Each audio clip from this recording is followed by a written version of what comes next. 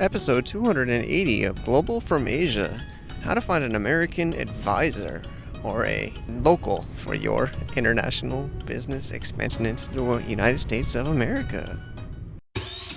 Welcome to the Global from Asia podcast, where the daunting process of running an international business is broken down into straight-up, actionable advice. And now, your host, Michael Michelini.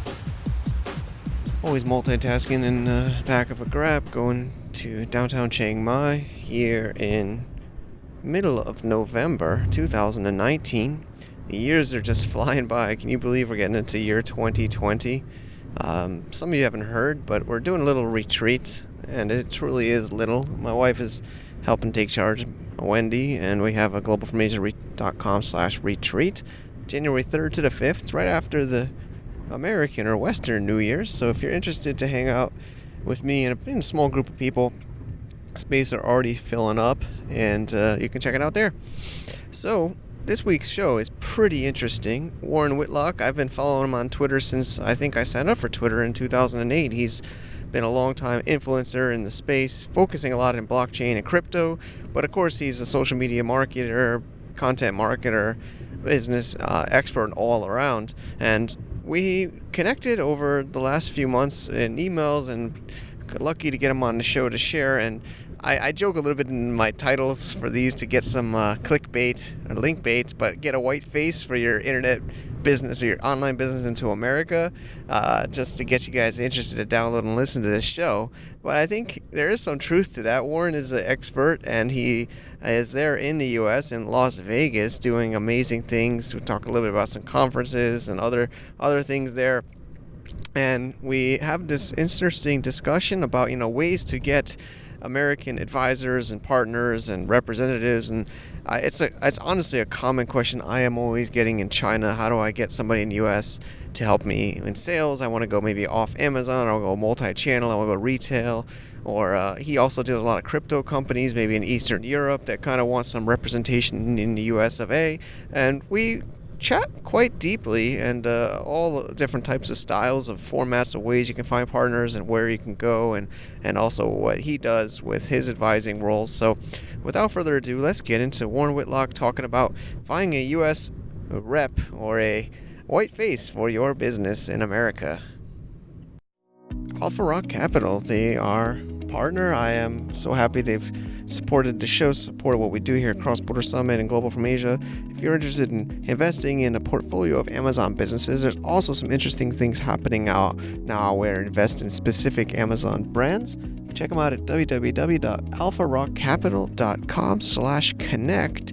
Let them know Global from Asia sent you. Alex, Jake, Mark, Vedas, the whole team is amazing. I'm proud to be a partner and proud to have them on the show. Thank you.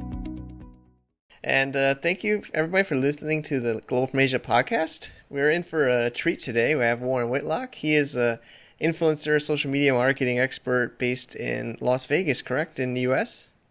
Yes, Vegas, baby, Vegas. Yeah, it's the place to be. I know people all around the world know and love Las Vegas for, 'cause obviously...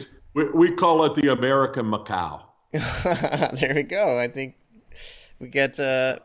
Honestly, I think it's much more fun than Macau. I don't know. I mean, it's... Yeah, I've never been, but yes, in fact, all the big gaming companies here. So our local newspaper talks about gaming as if it's the big industry in town, which it is, and so you can't avoid learning about that, but. Actually, nothing to do with me, but so there's a weird intro to the show, is talking about gambling and things I know nothing about. Well, I mean, maybe the connection is the entertainment, the culture of Vegas. I think it's a much more. I know you haven't been to Macau, but I've been to both, and Macau is much more. I think they make a lot more money there, but. Because there's just a higher volume and bigger maybe players. But Las Vegas has a lot more entertainment, a lot more culture, a lot more things to do. I think that's what makes it so special, which we can try to wrap into. What really attracted me? Yeah, go ahead. Yeah, what really attracted me to coming here was there was a list of the 5 big words of the time. This is 15 years ago. And I remember Oprah being one of them. And there's a couple other buzzwords. But Vegas, one word. so like the peak of entertainers or whatever. From that day onward, I just stopped saying Las Vegas unless somebody needed it needed to go on a form. Some websites insist you put the full name, Got but it. I just say Vegas. So That's anyway, true. let's move on to something more Yeah, that I well, hopefully can help you with more. yeah. I mean, I've been following you on Twitter and your social media.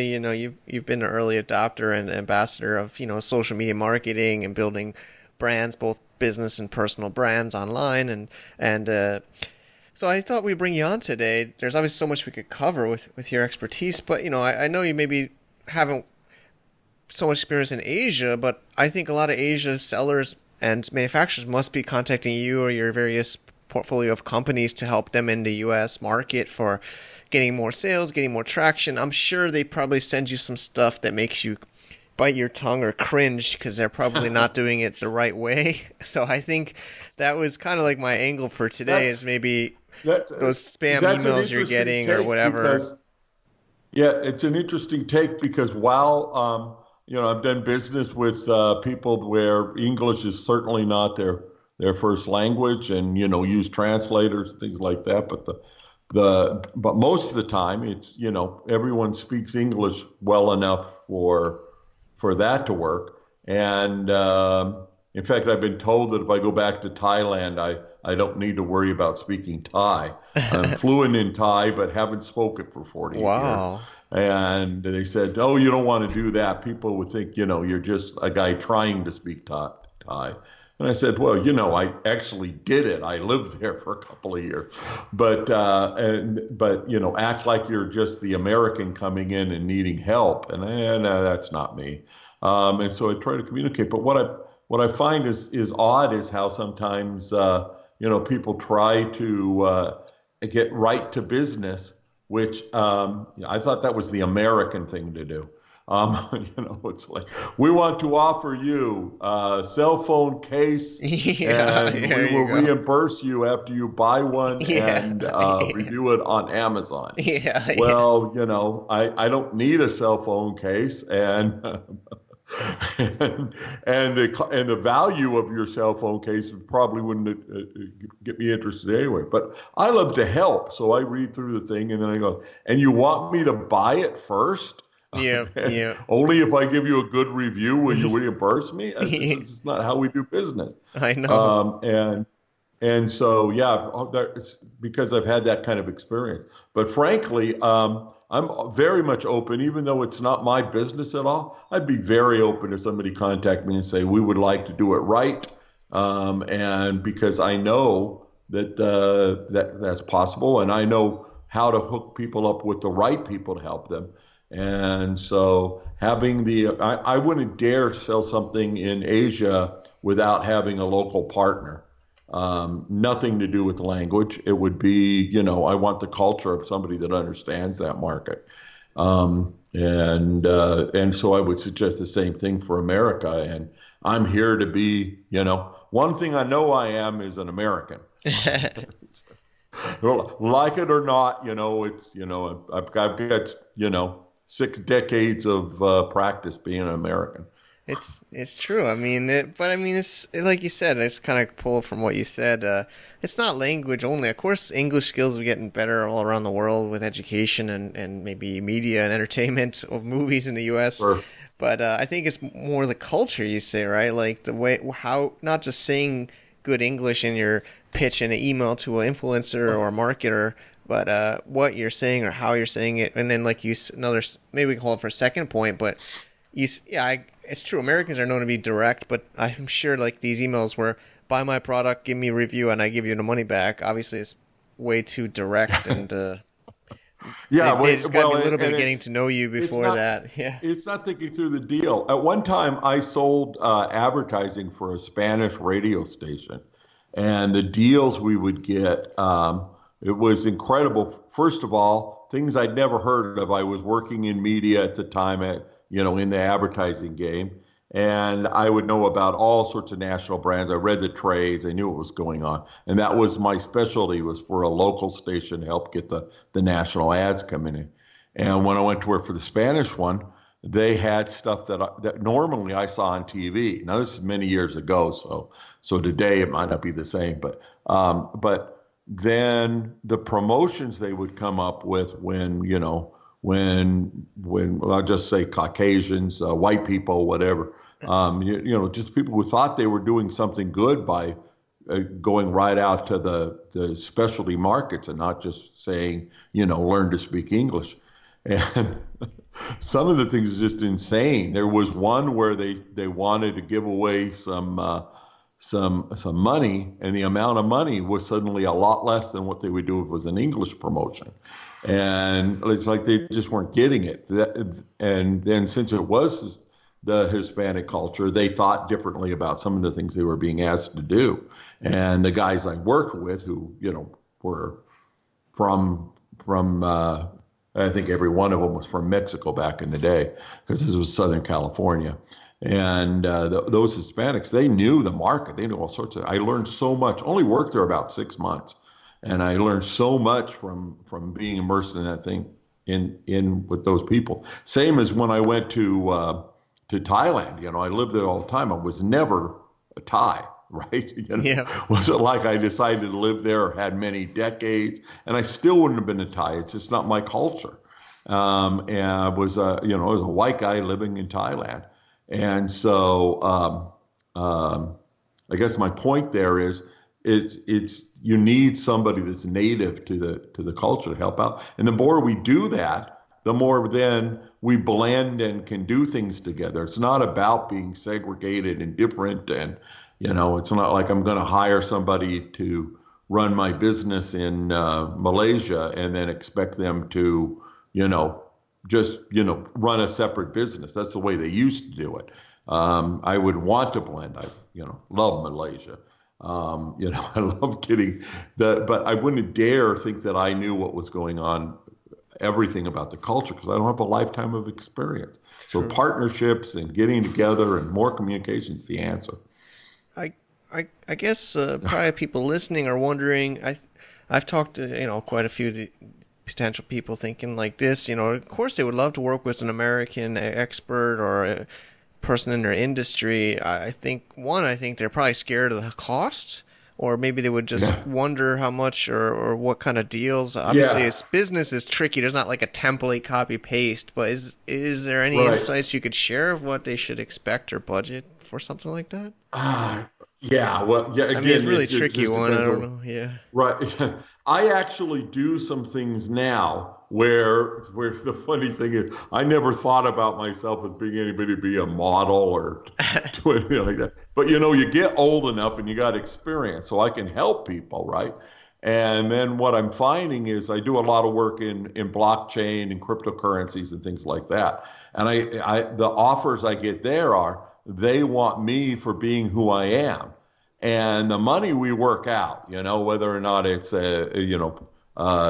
flat fees or percentages or anything, whatever it is, the deal can be made.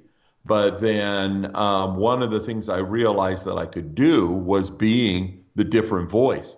And so I have, Eastern European customers, regular other countries in Europe, and then several that are, there are people that are Chinese. So you'll see a website and there will be 5 faces that look somewhat alike, and then there'll be me. And I laugh every time I think about this, because I go like, I'm somewhat famous for what they want to know. I am a top-ranked influencer for those things.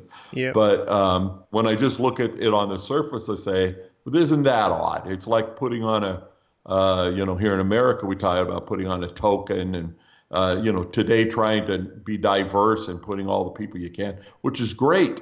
Because, I never realized this, because growing up, everything I saw was a bunch of white people in the advertising, white people in the TV shows. And now I look at it, and every time some new barrier is broken and they do something else, the gay couple or whatever, I go like, okay, I want to be accepting of that. But then I understand that it's not me.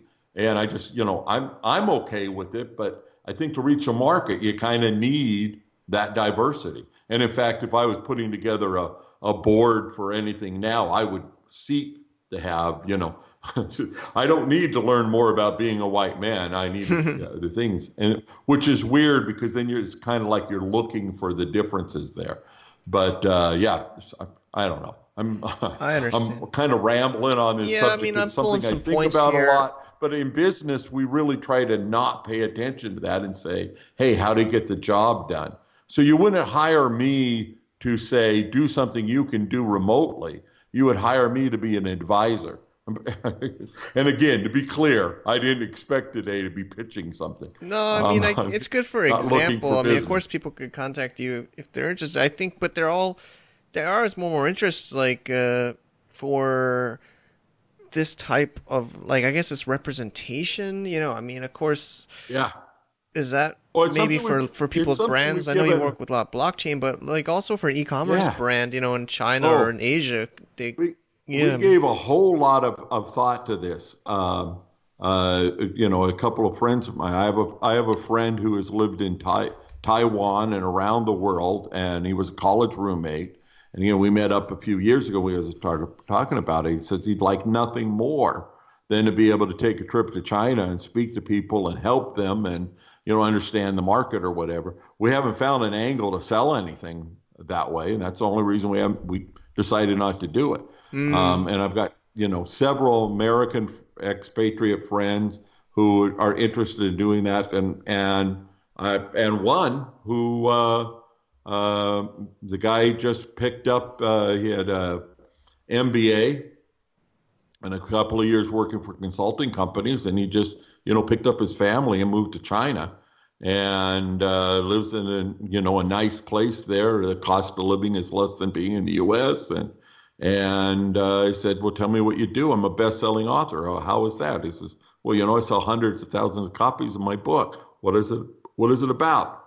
Anything I want, because the market's so huge for being able to help people and do that. And I don't want to be, like I say, I would never want to be a token. But if I was doing that, say, yeah, that's the way to do it. Work with whatever group wants that. So if anybody listening decides what they really like to do is make more, bridges between Asia and America, by all means, contact me because it's something we've done a whole lot of thought on and really don't even know what the business is. I'm making this up as I'm speaking. That's great. It's great.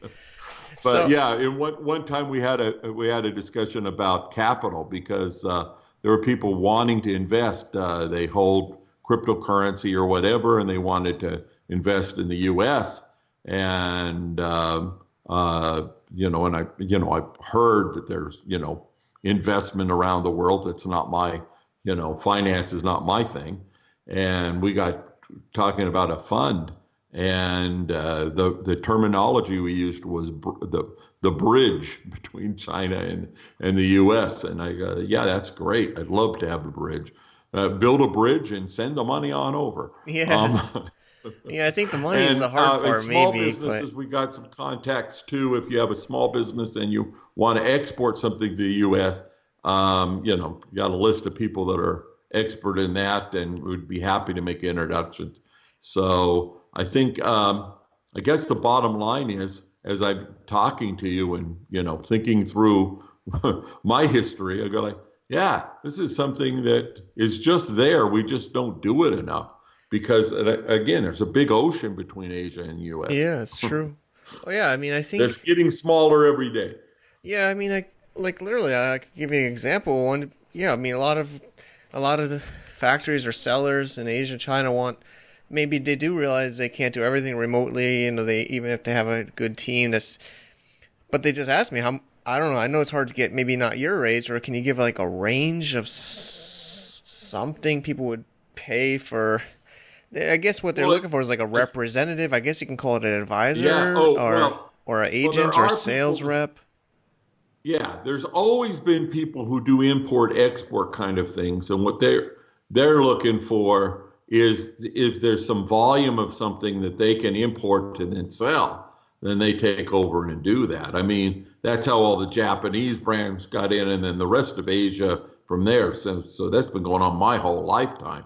The difference today is that you actually could set up an English website sell to people in the U.S. and act as if it's a U.S. product. And I know some people doing that. Yeah. Or you could just get representatives to help you through the things like, is the copyright when you write to the Americans, and that sort of thing. But then that's just a matter of hiring skills.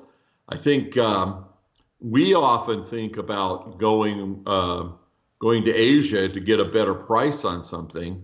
We know of the differences in wages and such, but I think getting to the U.S. market, a small fraction of whatever you're making there should be dedicated to accelerating it. I mean, I know when I go to Amazon and see a listing that was written by somebody where English is their first language, I'm confused. Mm-hmm. And also the way Amazon listings work, weird, because, putting words in the title make a difference. And so people write very long titles to say, this is just a regular commodity item, but instead it has to have how many ounces and colors and all that kind of thing crammed right into the title for it.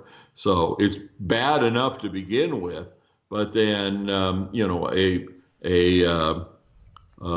native English writer will talk about it in a different way, and so that's one thing. And boy, the cost of hooking up with somebody sheesh. I mean, I've seen everything from percentage of the gross that happens to just making a good American wage from one person taking a job. My son now works it that way, and he pays, he gets paid a U.S. wage, but he does an awful lot. And I'm always encourage him to change the way he does things, and hope his employers aren't listening. But no, I've met the employers. They're very nice people. Great. They're not, nobody's looking for a change there. But before he took this particular job, I said, why limit yourself to one company? Focus on what you do good, and you can offer something cheap. So if a U.S. wage is $5,000 U.S., then you do something that's $500 U.S. So a tenth of the price, but then with some help and some, growing the company a little bit, you can soon have 20, 30, 50 groups doing that. Another friend has his base in Bangkok, and he charges, there's a minimum that you need. And that's probably the hurdle that when you're asking for pricing, that hurdle is that you've got to be able to pay enough to get somebody's attention. So if you came to me and said, I've got this little thing I'd like you to do, and I say, well, how much money do you have? It doesn't really matter what the task is. Do I want to bother setting up a business relationship and transferring the money if it's going to be, the cost of lunch here? Yeah, exactly. I don't have a company to sell a commodity product that would be in an affordable price. And so, when I normally get paid, thousands of dollars to even consider a gig, other people would do it for a little bit less, but it just depends on what you're buying. But yeah, try not to buy a commodity, try to make a partnership. Got it. And then, expect to pay some money for it, but if you get it right, that person should be willing to participate in the profits. And it's well worth trying. Let's put it that way. Yeah, I think he said maybe it's a mix of fixed plus profit share. I guess it also depends on your current track record. Maybe if there's an established brand already, maybe on Amazon. A lot of ones I'm talking to are trying to go multi-channel. Maybe they're on Amazon, their listings might be okay, but now they're looking to kind of go more multi-channel or even offline. I have seen, and it's generally people that are of Asian descent that have, they've come and lived in California, huge population like that. And then when you get into, people who are in their 20s and 30s now, they probably have grown up here. But you go back a generation or two, and the contacts they have, in China, or they make new ones, or people they went to college with, which is now a growing trend. I was just reading about the number of people that come from Asia to study in the U.S. Yeah, for and sure. never really get assimilated in the U.S. culture. They're just, getting the good education and going back home. Yeah. And I read that and I go like, gosh, I don't want it to be like that. I want us to all, make deals, network, know each other better. And so I'm a little bit too old to consider going back to college. So it won't be me that does this, but I would encourage anybody to, go ahead and meet somebody. And that's what's happening is, where my children grew up, there was, and their friends were mixed, from wherever. We were in Southern California, so there were lots of people from Mexico. There were Asians, there was blacks, there was, whatever. Whereas, again, in the 50s and 60s, it was hard to see a face that didn't look like yours. And so that was good for them. And what I found is that they're actually inventing brands using Asian manufacturing, the network of factories in China to get the stuff made well, and then selling it as if they're a U.S. company selling it. And that's a completely different business model than just finding somebody to represent. And then on the other end, there's me. The people I represent, I end up being the old guy that helps out. So, which of course I think I could do anywhere, but in the case of Asia, it's more of just, hey, you're an entry, you have the network, you actually know the people. I do a lot of trade shows. I encourage people to go to trade shows and meet. And it's always been an odd thing I see. I go to the Consumer Electronics Show here, one of the biggest that happens in Vegas, probably small by Asian comparison. But, we had a couple 100,000 people here at the first week of January every year. And it's always been the place to see the new electronics. Well, gosh, of course, we know where it's made. Yeah, exactly. It's coming from Asia, right? But there'll always be the little section where they put all the and sometimes it's even by the region and groups together, and the candy they put out, the literature they print, everything they do is like where they're doing a local show and then taking it on the road. And the companies that are huge, the household brand names, they've invested in building a brand that is recognized by globally, but by all means for the U.S.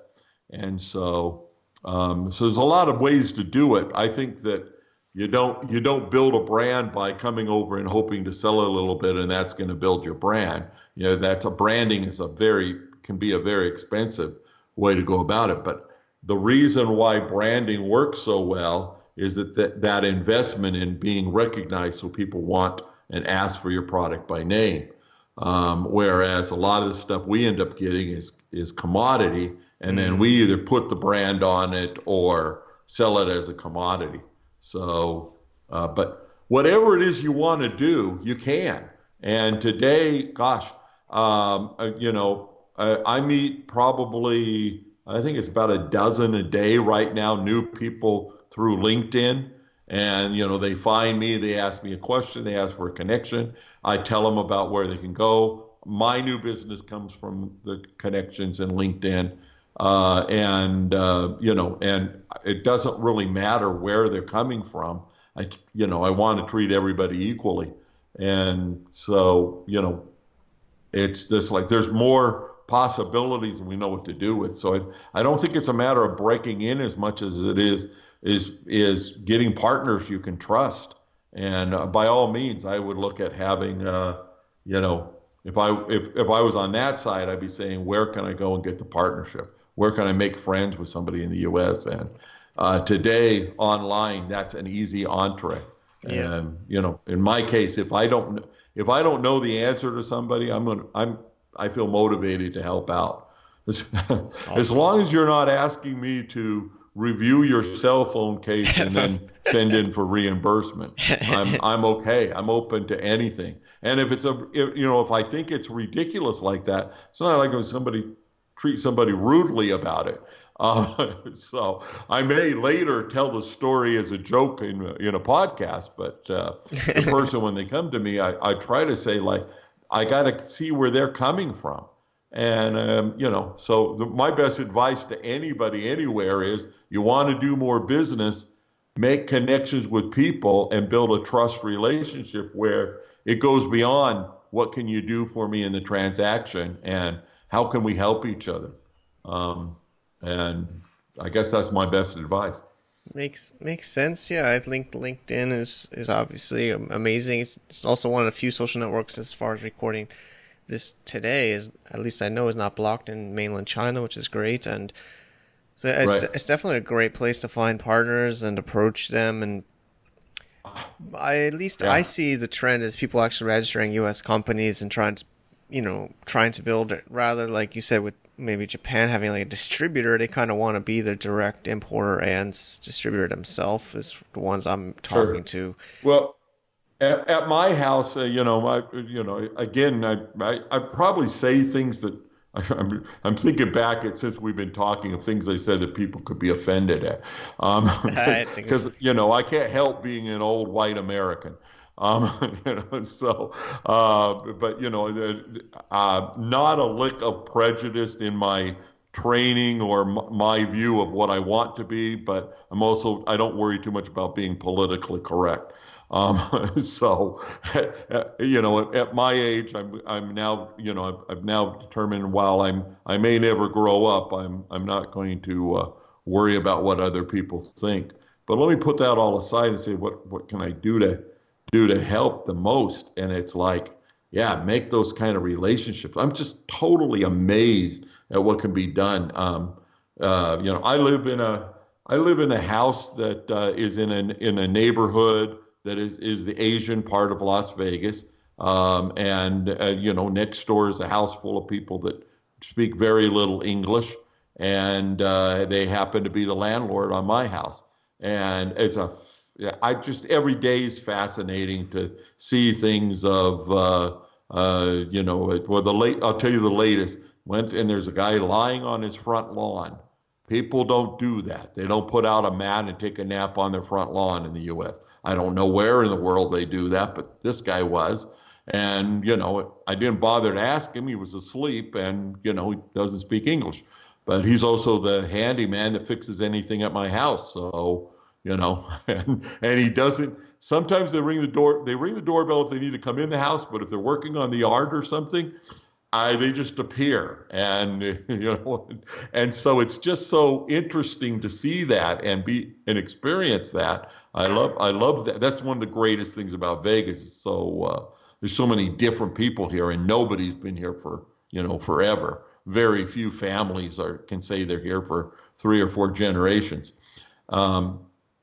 And so immerse in whatever it is and try to have that communication. And I know what I felt like when I moved to a foreign country, thought I was no good at the language. I actually hardly ever talked when I went out in public. I could understand what was going on, but I hardly ever said anything. And when I learned that I could, I don't think I've shut up since. So, and that's what made me become great, a storyteller and a heavy talking dude, whatever you yeah, call that, verbose. And it keep was it real. because, one, I read a lot, and so I do know about a lot of things. I have a lot of experiences, but I love putting it in telling a story, and I love figuring out what the other person would want. Not can I get somebody to do things my way, but can I help somebody who has a new way of doing something to do it differently, or how they'd like, and try to put that in as a simple story to tell people. So I'd welcome any connection from your listeners. Great. Find me. And LinkedIn again is the easy way to do it, and Sure. email is pretty universal. So Okay. find me, find my website. I don't think it's blocked anywhere, Hopefully and not. let's talk. Sounds great, Warren. This has been a great talk. I know it's also later for you too, so I think we could you kind of get to some closing remarks, and then Okay. um, what what would be like Should they be a certain goal? I mean, are you looking for a company size before they start to maybe approach No, influencers I or? know I know for again, my friend, I believe his starting amount is to be able to get a pallet of goods over to the U.S. to list and sell on Amazon.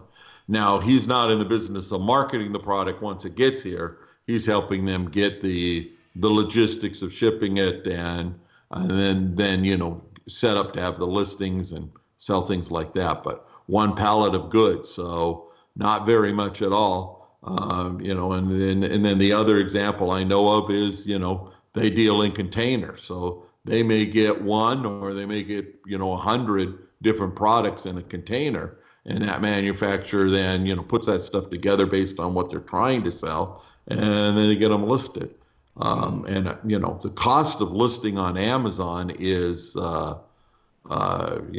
cheap. I mean, it's gosh, I believe the standard service is something like $40 US per month, and so very very inexpensive to get selling. And to me, it's been fascinating to watch as Alibaba and Amazon grow to be so big, and don't do well in each other's markets.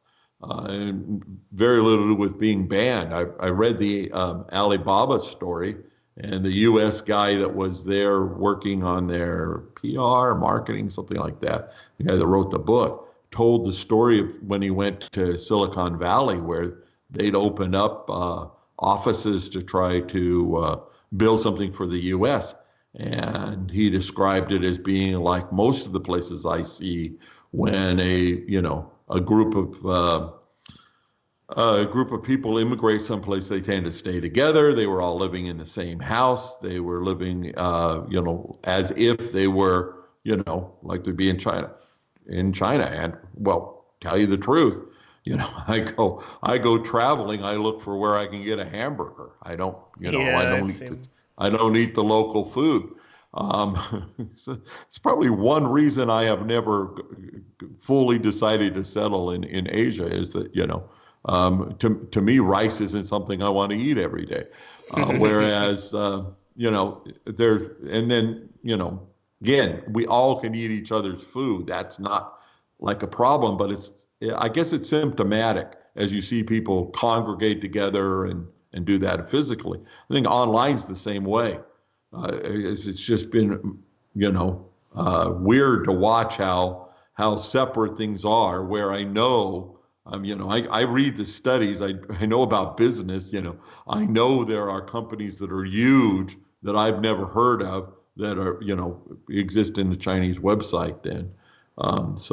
And I also know, I was trying to personalize it and give some American view to this. Sure. I know that my daughter, who has never traveled, I have one living with me now, adult daughter, and I see things that she buys online, and she has no problem buying something having shipped directly from China. We know it's from China. It wasn't listed that way, but when the package arrived, it's got Chinese characters on it, in the packaging, and just the on the mailing label, just her name is in English, and it works, and what she buys, I don't get it, but it comes in a very small package, and it's $5. I don't know, a charm, a trinket, jewelry, I don't know. Yeah. I don't open the packages, but we can do that, and I think we're going to see more of that. And let me just speak of blockchain briefly. Sure. The blockchain that we're working on is usually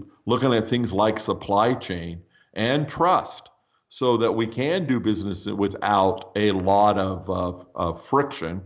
And that's what draws me to it. I think, most of us know technology is coming faster and faster. It's not going to slow down. What holds it up is the friction of the human beings being able to use it. So you want to do business the way you always did? No, you don't have to. I can buy something, and the next one I see coming online, and what I was writing about when I got interested in blockchain was in Africa. where, and right now, I don't know of in the US where you can buy something and you get a package shipped directly. But, what doesn't work could be fixed. The hard part has been transferring the money. And so, and I know that's one of the things that makes Hong Kong unique is that the way it works with the Western financial system. Well, in the future, and what my friends in Singapore are telling me is they're setting up to where it just doesn't really matter where the money comes from, where it's going. And, the smart people are figuring out whatever taxes need to be paid will get paid. It's not like cheating. It's like really using the system. But the whole world of finance is built on the idea that banks and governments control the money. But putting the money part aside and just talking about the logistics of shipping something, when you have good shipping and the ability to pay somebody, where it comes from, where it goes really doesn't matter. So selling goods, selling services, or whatever can work. And if if you have the budget to build a brand, give me a call. We'll do that. But if not, just know that the international boundaries are just coming down to where I really believe that in my lifetime, I will see, transit across the Pacific cut in half or even more about the time that it takes to get something someplace. And the big weights on it, again, knowing the stories I'm hearing from my son, is they come up with something, it can be put into production and manufactured in a week, and give it a couple of weeks to get the order done, even if it's a new product or usually new packaging. And then onto a container. The delay is getting that container, moving. And once it's moving, it's pretty fast now. And then when it gets on our end, the customs. And I think all of that stuff is going to be dropping into be much, much faster. Boy, when I got into business, we were talking about you don't want to order something from Asia unless you're not counting on it for 6 months. And now it's, 6 weeks for brand new product. And I think that's going to drop down to where, like I say, an individual can order one of something and it can be shipped. And shipping is no longer the big hurdle that it was. Money transfer is being fixed to where, that safely can be taken care of without big banks giving letters of credit. And then as we all use more technology and what we're doing to allow people to not be doing some mechanical work of whatever the job is, but to focus on the part that's relationships.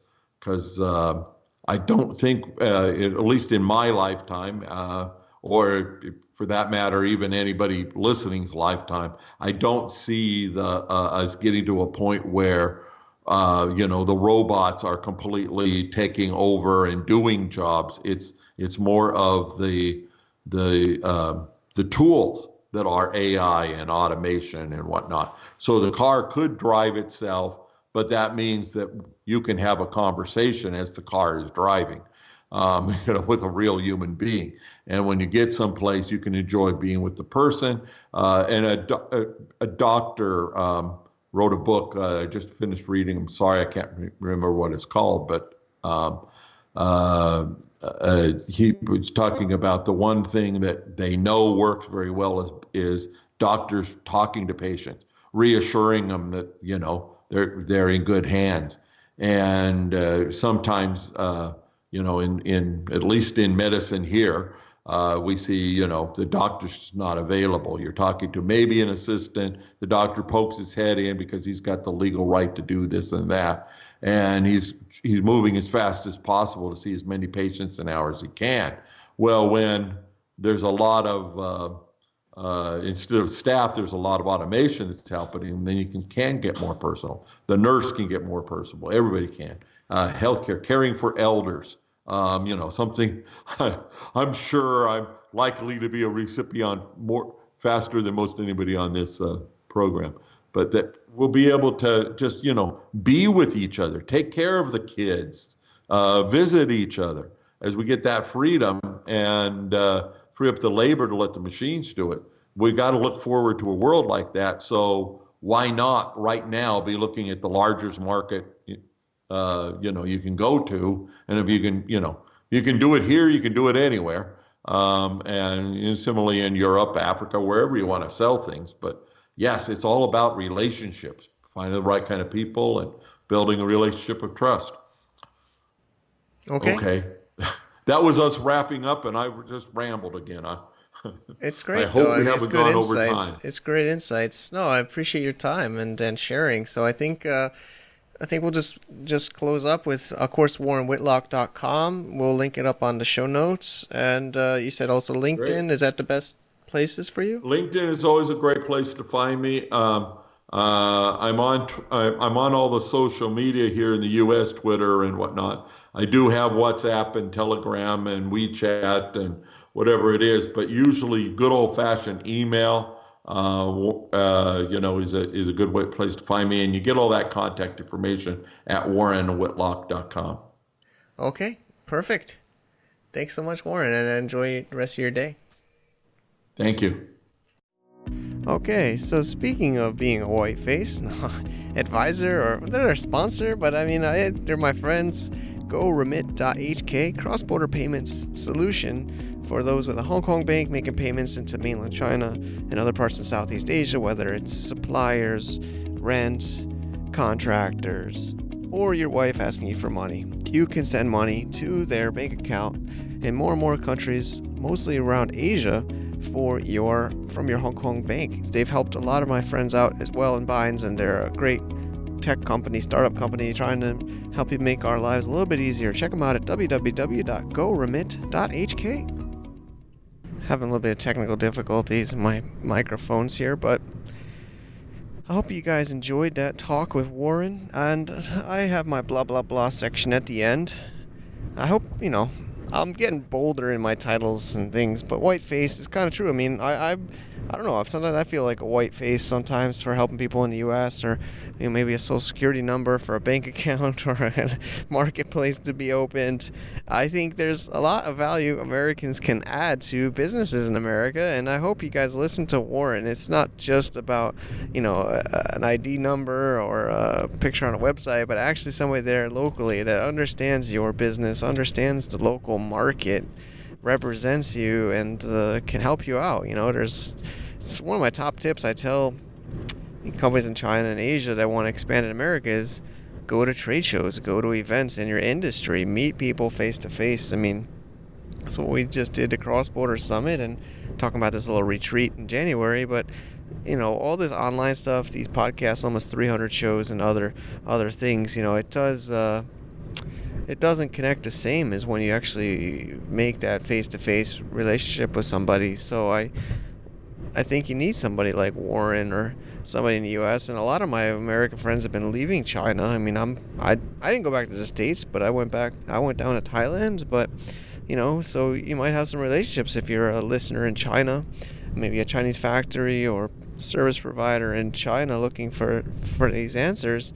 There is ways to make these deals. I guess also it is culture. How do you make this deal? How do you make sure they actually quote unquote do something? Or how do I know what pricing or what way to work with somebody? And unfortunately there isn't a formula, just like what Warren says, like some is like revenue share, profit share, even maybe some equity in the company, especially if it's like a new startup.